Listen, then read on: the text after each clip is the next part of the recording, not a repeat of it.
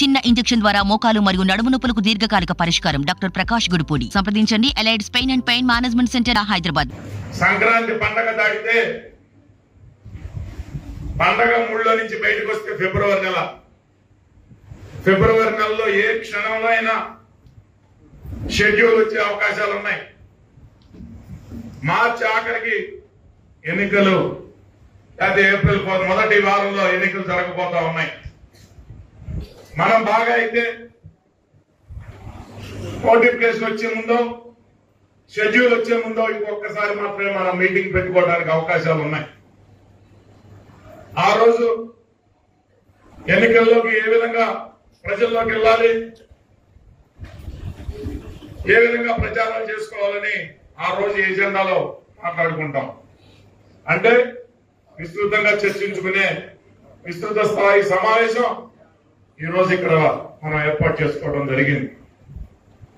మరి సుదీర్ఘంగా గత 4.5 సంవత్సరాల నుంచి 5 సంవత్సరాల నుంచి ఈ నియోజకవర్గంలో ఏం జరిగింది, ఏం జరుగుతా ఉంది, మనందరం కూడా గుర్తు చేసుకోవాల్సిన అవసరం ఉంది.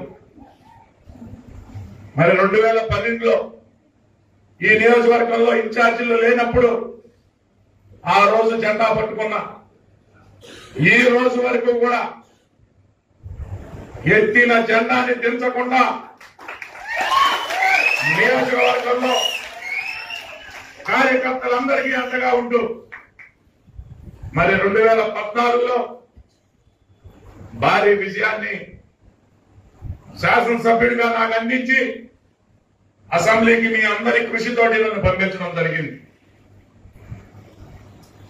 మరి 2014లో 2014 నుంచి 19 దాకా ఏ రోజు కూడా ఒక్క రోజు కూడా విశ్రాంతి తీసుకోకుండా అటు శాసనసభ్యుడిగా కానీ ఇటు నియోజకవర్గ ప్రతినిధిగా కానీ పార్టీకి అంకిత భావంతో పనిచేసి నియోజకవర్గంలో అభివృద్ధిలో మన మార్కు తెలుగుదేశం పార్టీ చంద్రబాబు నాయుడు గారి మార్కేంటో మనం అందరం కూడా చూపెట్టాం. ఎంతో మందికి ఆర్థిక సహాయం చేశాం, సేవా కార్యక్రమాలు చేశాం, అభివృద్ధి కార్యక్రమాలు చేశాం. దురదృష్టం 2019లో అనుకోకుండా ఇందాక వేదిక మీద ఉన్న చాలా పెద్దలు చెప్పారు. ఇందాక అమ్మగారు మాణిక్యాలరావు గారు ఒక మంచి సినిమా సీన్ కూడా గుర్తు చేయడం జరిగింది. ఆపరేషన్ దుర్యోధన లాగా అనేక నాటకాలు ఆడారు. చివరి అవకాశం అన్నారు, ఆఖరి అవకాశం అన్నారు. ప్రజలందరూ కూడా నమ్మి మన నియోజకవర్గంలో బోడే ప్రసాద్ గెలవకపోతే ఈ రాష్ట్రంలో 25 సీట్లు కూడా తెలుగుదేశం పార్టీకి రావు అని ఆ రోజులందరూ కూడా ఏకకంఠంతో అందరూ చెప్పడం జరిగింది. అనుకోకుండా మరి ఆ రోజున జగన్ మాయలో పడి మనం నియోజకవర్గంలో 14 నుంచి 19 దాకా ఎన్నో కార్యక్రమాలు చేసినా కానీ ఆ రోజున ఓటమికి గురి కావడం జరిగింది. నేను ఆ రోజు అనుకున్నా, అప్పుడు నేను ఎవరి పేరైతే ఓడిపోయానో మళ్ళీ అదే వ్యక్తి మీద గెలిచి కక్ష సాధించుకోవాలని ఆ రోజు అనుకున్నా. కానీ మరి ఇక్కడ అభ్యర్థిని మార్చడం జరిగింది. 2019లో మచిలీపట్నంలో ఎన్నికల కౌంటింగ్ పూర్తయింది. చాలా చాలా బాధపడ్డా. చంద్రబాబు నాయుడు గారు ముఖ్యమంత్రి కాలేకపోయారు, మనం ఓటమి పాలవటం. నేను ఇంటికి వచ్చాను, నిద్ర పట్ల.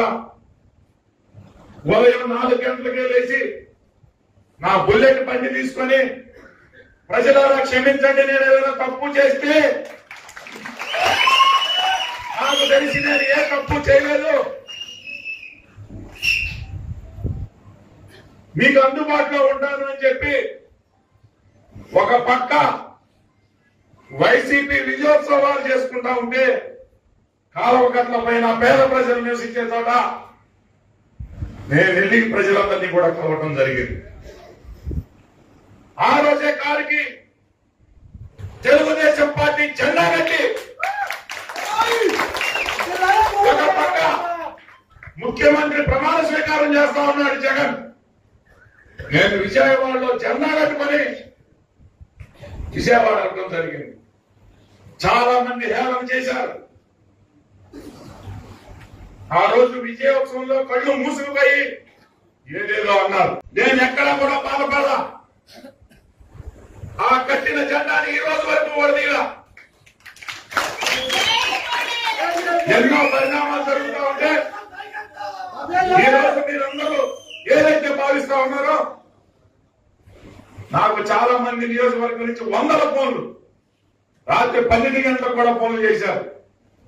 వారం క్రితం వైసీపీ వాళ్ళు ఫోన్ చేసి, మా వాడికి నీకు కన్ఫర్మ్ అయిందంట, మీరు మా పార్టీలోకి రండి అన్నారు. నేను ఒకటే సమాధానం చెప్పా, నేను తెలుగుదేశం పార్టీలోనే ఉంటా. అవసరమైతే కార్యకర్తలందరూ తరఫున పోరాటం చేస్తా అని చెప్పా, కానీ ఎక్కడ రాజీ పడని చెప్పా. ఈరోజు మనకి ఎవరనో ఇంకొకరికి ఇస్తారనో ఎక్కడా కూడా లేదు. ఎవరు కూడా బాధపడాల్సిన అవసరం లేదు. తప్పకుండా ఏదైతే పురికొసకి జెండాలు కట్టి 82 నుంచి ఎన్టీ రామారావు గారు వస్తుంటే వీధులు అలంకరించి ఒక సామాన్య కార్యకర్తలాగా పనిచేసి ఒక శాసనసభ్యుడిగా నన్ను అసెంబ్లీకి చంద్రబాబు నాయుడు గారు పంపారు.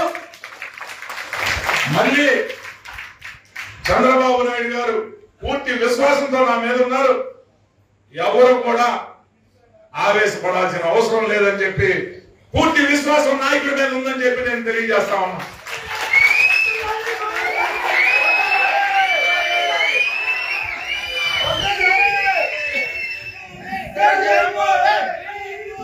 అలాగే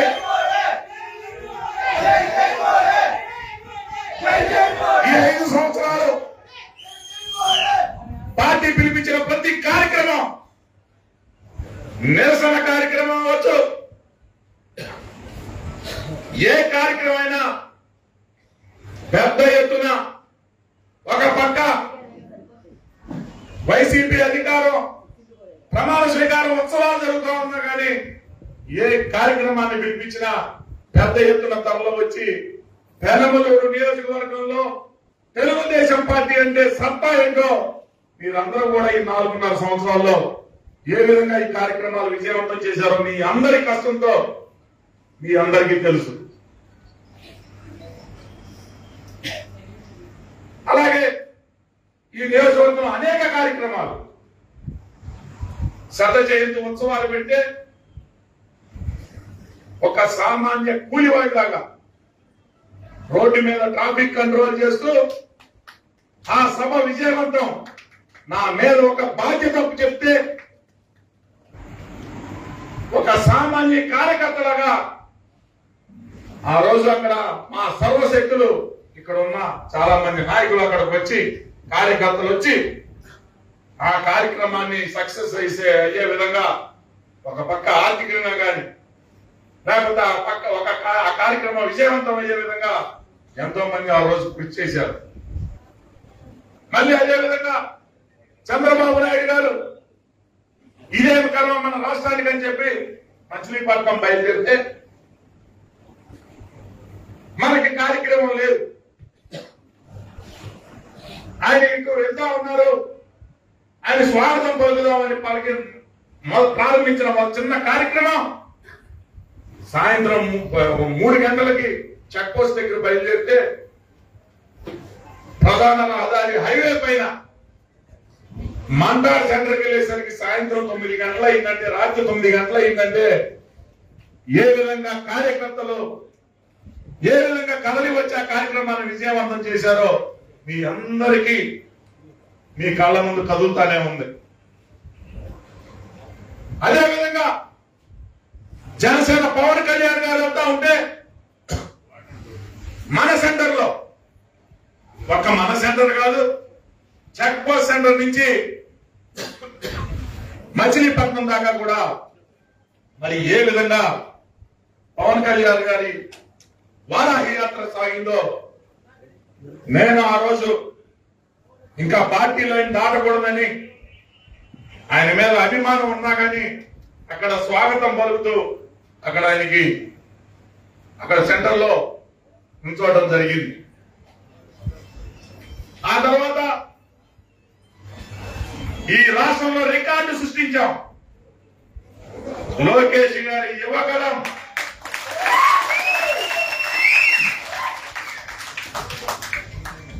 సాయంత్రం 7 గంటలకి ప్రారంభమైతే 3 గంటలు, రాత్రి 3 గంటలకి మన నియోజకవర్గ సరిహద్దు దాటించాము అని అంటే ఈ నియోజకవర్గంలో మీరందరూ ఒక సైనికుల్లాగా కార్యకర్తలు ఏ విధంగా పనిచేశారు అనేది ఆ కార్యక్రమం విజయవంతం అవటం, యువకాలం చరిత్రలో రికార్డు సృష్టించడం ఒక రికార్డ్ అని చెప్పి సందర్భంగా తెలియజేస్తా ఉన్నాం.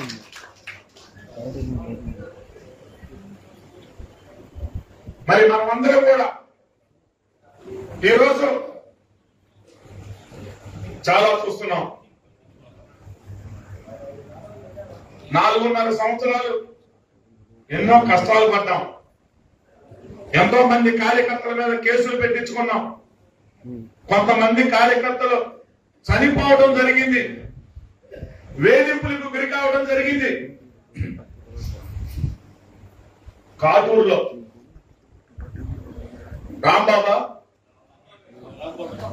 అక్రమ మద్యం కేసు పెట్టి వచ్చిన 6 నెలల్లో ఉయ్యూరు స్టేషన్ లో పెట్టి వేధింపులకు గురి చేస్తే ఉదయం 6 గంటలకి పోలీస్ స్టేషన్ ముందుకెళ్లి ధర్నా చేసి మా కార్యకర్తను విడిచిపెడతారా లేదా అని చెప్పేసి ఆ రోజే పోరాటం చేశాం. అయినా కానీ అక్రమంగా కేసు పెట్టారు.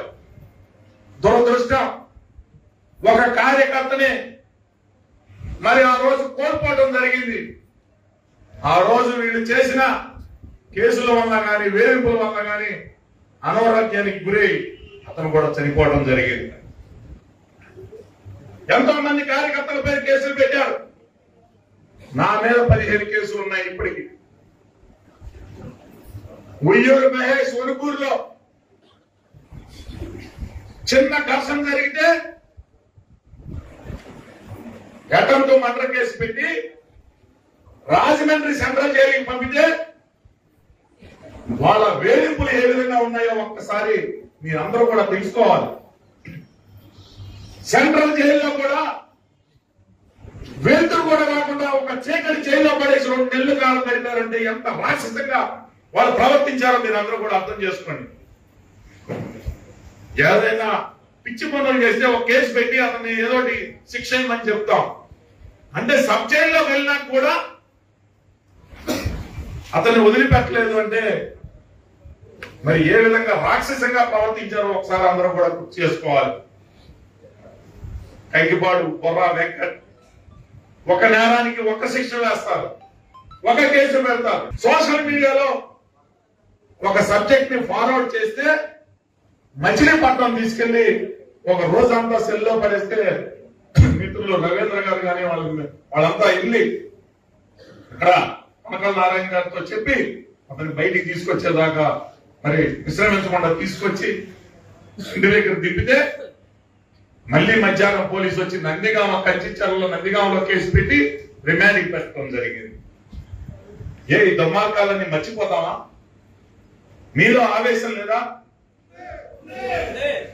మనం అందరం కూడా ఆవేశాన్ని ఈ రోజు నేను ఎక్కడ నైతిక ధైర్యాన్ని కోల్పోలా. రకరకాలుగా వస్తాయి.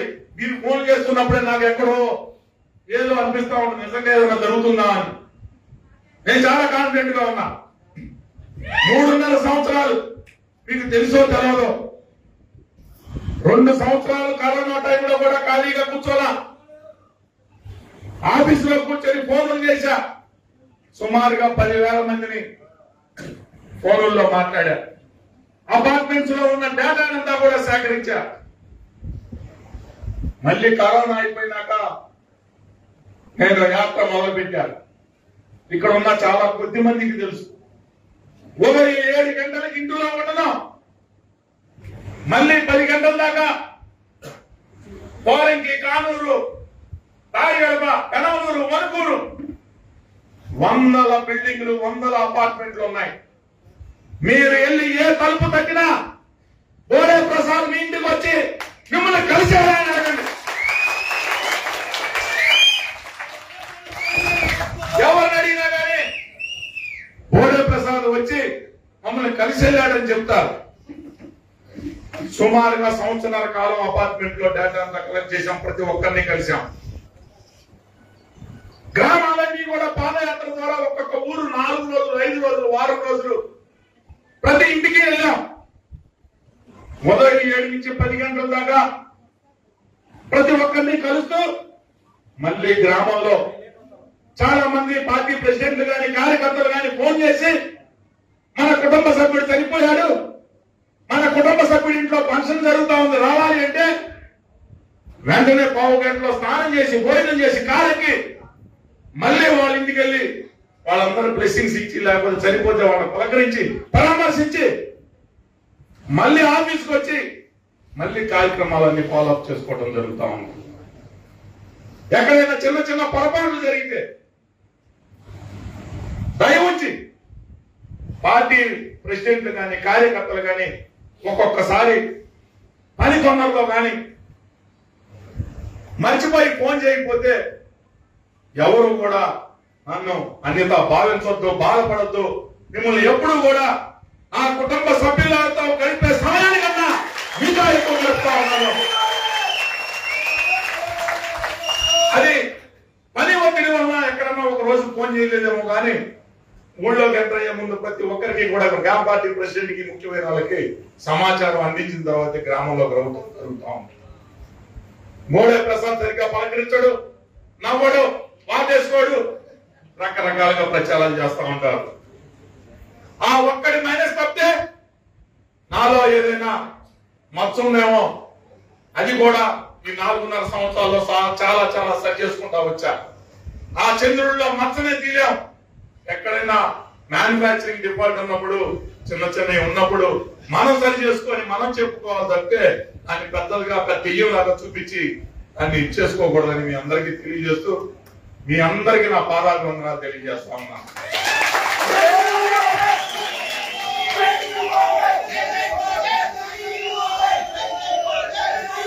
ఇంకోటి కూడా తెలియజేస్తా ఉన్నా, ఈ 4.5 సంవత్సరాలు నాతో పాటు నడిచిన కార్యకర్తే తెలుగుదేశం పార్టీ కార్యకర్త.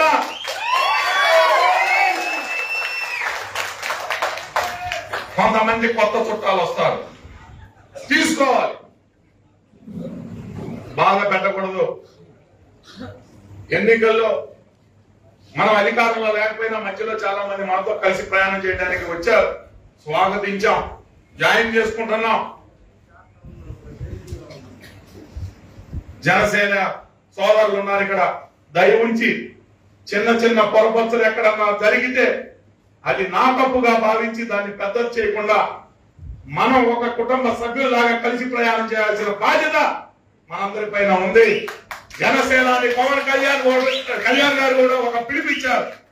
పెద్దలు నారాయణ గారు నేను బందర్లో ఉంటే మనమందరం కూడా ఏదైనా పార్టీ కార్యక్రమం విడివిడిగా చేసుకోవాలి, కానీ ఏ కార్యక్రమం అయినా విడిగా, పార్టీ కార్యక్రమం అయితే విడిగా పని అంటే ఆయన ఒకటే అన్నారు, ఏ కార్యక్రమం కూడా విడిగా ఉండటానికి వీల్లేదు. 10 సంవత్సరాలు ఈ రాష్ట్రానికి ఈ నాయకత్వం అవసరం. జనసేన టీడీపీ కలిసి ఈ రాష్ట్రాన్ని గాడిలో పెట్టాలని చెప్పి ఆయన చెప్పడం జరిగింది. మాలో చాలా ఆయన ఇచ్చిన పిలుపు ఒక స్ఫూర్తి నింపింది. కాబట్టి మండల పార్టీలో ఉన్న మండల పార్టీ అధ్యక్షులు కానీ, టౌన్ పార్టీ అధ్యక్షులు కానీ ఏ కార్యక్రమం చేపట్టినా తప్పకుండా సమన్వయం చేసుకోవాల్సిన బాధ్యత మీ అందరిపైన ఉంది. ఏ కార్యక్రమం చేపట్టినా కానీ వాళ్ళని ఆహ్వానించాల్సిన బాధ్యత ఉందని చెప్పి ఈ సందర్భంగా మన నాయకులకి, కార్యకర్తలందరికీ తెలియజేస్తూ ఇందాక ఒక మాట అన్నా, వస్తారు, తీసుకుందాం, తప్పకుండా కలిసి ప్రయాణం చేద్దాం. కానీ ప్రాణం ఇచ్చేది మీకు మాత్రమే.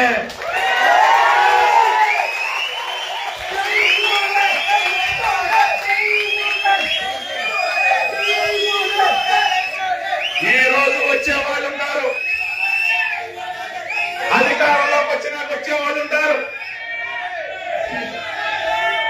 మా కళ్ళు నెత్తికి కూడా ఎక్కిస్తారు. నేను 2014లో గెలిచినప్పుడు నాకు అర్థం కాలేదు, కానీ 2019 నుంచి 24 వరకు చాలా మందిని చదివేశాను. ఎటువంటి పొరపాటు జరగదు.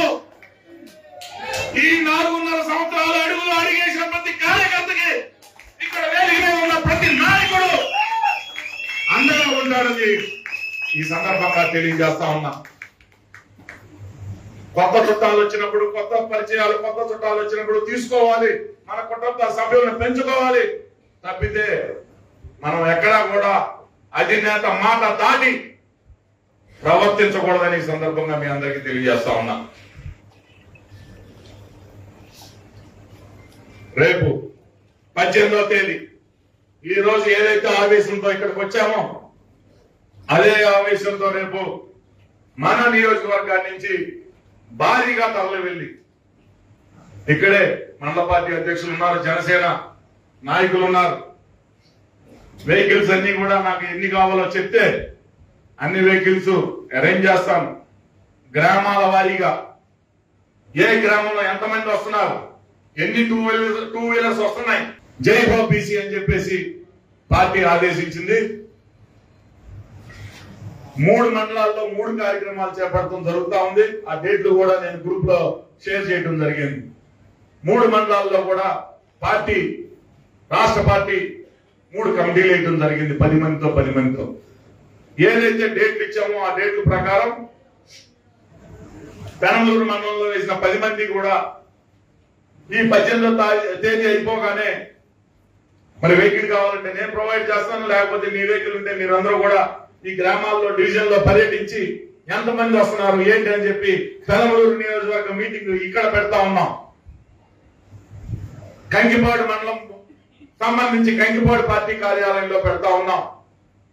ఉయ్యూరు సంబంధించి ఆకునూరులోనో గండిగుంటలోనో రేపు డిసైడ్ చేసి అక్కడ కూడా వెన్యూ ఎక్కడ అనేది కూడా తెలియచేయడం జరుగుతుంది. కాబట్టి ఈ కార్యక్రమాలన్నీ కూడా ఈ రోజు ఎంతో ఆవేదనతో నాకు ఒకళ్ళు ఫోన్ చేసి చాలా నేను ఉరేసేసుకుంటాను, లేకపోతే ఇంకోటి ఏదో తగలబెట్టేస్తానని చెప్పేసి చాలా మంది మాట్లాడారు.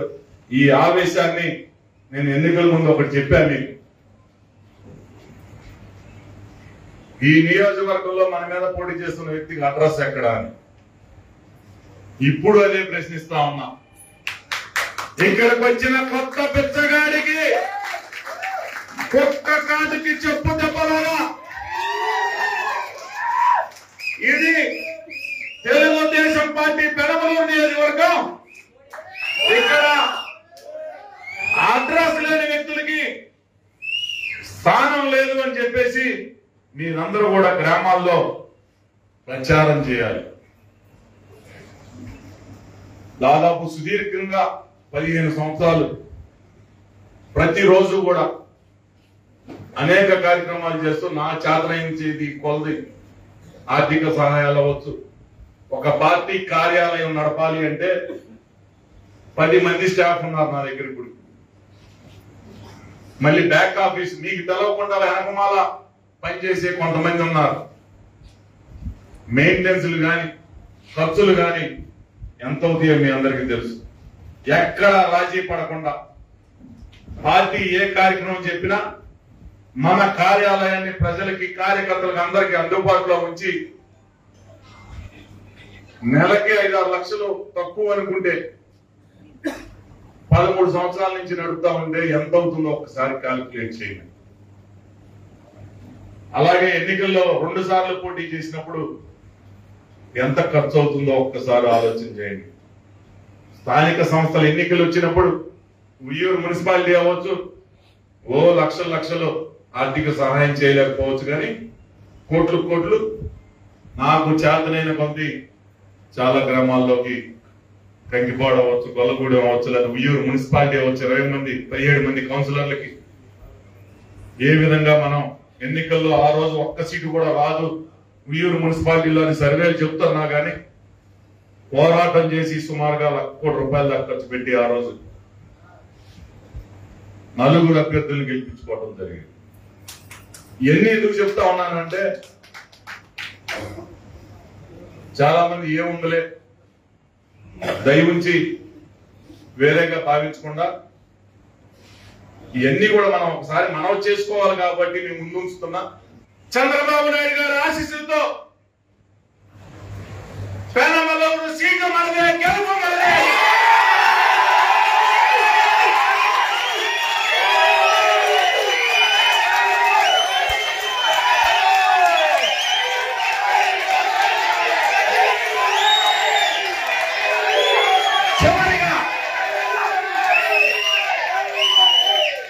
చివరిగా మీ అందరి కృషి ఉంటే తగ్గేదే లేదు. మరిన్ని వీడియోస్ కోసం ఛానల్ ని సబ్స్క్రైబ్ చేయండి. లేటెస్ట్ అప్డేట్స్ కోసం వాట్సాప్ ఛానల్ ని ఫాలో చేయండి. అండ్ లింక్ డిస్క్రిప్షన్ లో ఉంది.